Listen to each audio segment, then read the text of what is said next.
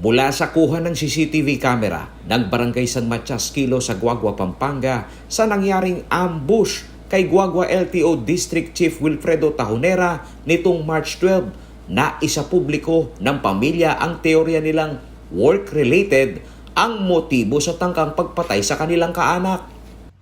Sa pahayag na ito, eksklusibong humarap sa CLTV News Team si Attorney Sushen Jimbel Marisison, ang Chief Operations Division ng Land Transportation Office o LTO Region 3. Unang punto ni Attorney Sison, nirespeto anya nila ang request ng abogado ng pamilya ni Tahonera na hindi isa publiko ang pangyayari dahil dumadaan pa ito sa investigasyon.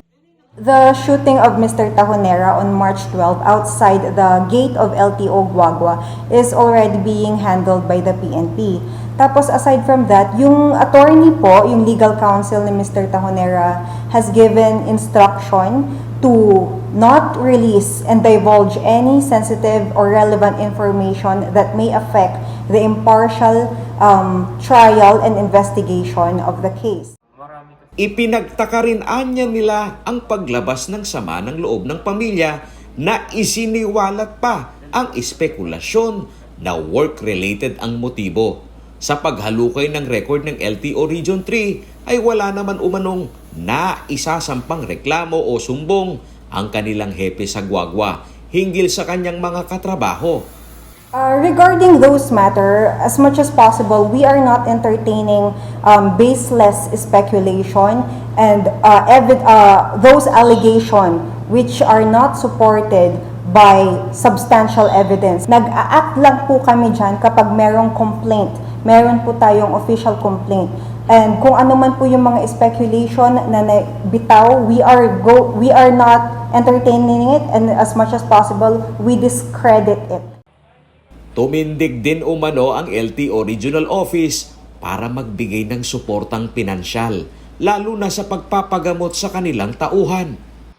Sa katunayan po niyan, ang LTO Regional Office, from the moment na nagkaroon po kami ng knowledge about the shooting and the crime of frustrated murder against Mr. Tahonera, the Regional Director as well as the Assistant Regional Director made effort to raise funds for the contribution, voluntary contribution galing sa mga LTO employees na pwede po naming maitulong para sa hospitalization ni Mr. Tahonera. Kinokondena rin anya nila ang karahasang sinapit ng kanilang tauhan na isa umano itong isolated case. At sa pangyayaring ito ay bukas sila sa investigasyon sa anumang anggulong nakikita ng PNP. Paliwanag naman ni Attorney Sison, ang level of threat sa kanilang mga tauhan ay sisiyasatin rin nila at pagbubutihin ang seguridad ng mga LTO district sa rehiyon. Kung ano man po yung motibo ng gumawa is hindi po natin talaga alam kung work-related or personal, lalong-lalo na hindi po ito nangyari sa loob ng LTO. Pero as much as possible, ang kailangan po is talaga naman pong pinapaigting po natin ang security. Sa huli, sinikap ng news team na usisaing mabuti sa LTO Regional Office kung involved ba sa anumang issue ng korupsyon si LTO Guagua District Wilfredo Tahonera. Sagot ni Attorney Sison, complaint sa kanya na corruption issue. As to that, I decline to answer the question. Alright. Thank you, ma'am. Paulo G. Santos, CLTV News.